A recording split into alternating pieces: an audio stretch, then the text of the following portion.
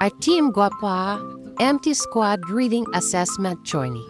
Hello mga ka-sweetie! Excited much ang Team Guapa na magpabasa at lalo na si Teacher Sweet.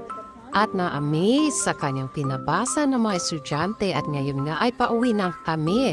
At punta na naman sa ibang school at biyahe na naman. Chika ng konti at dito naman nag-site viewing sa napakagandang school ng Doña ES. Siyempre, napabasa naman uli si Teacher Sweet at nagbigay ng konting tulong sa mga estudyanteng hindi masyadong makabasa.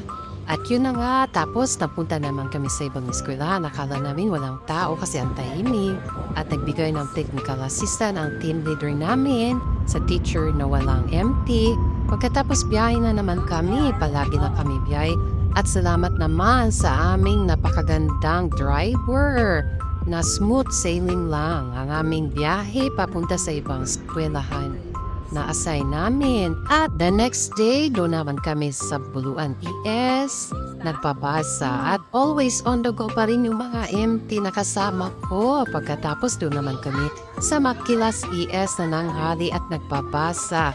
Hindi pa rin pagod ang mga empty squad team Guapa. At dito na lang kami hanggang sa muli.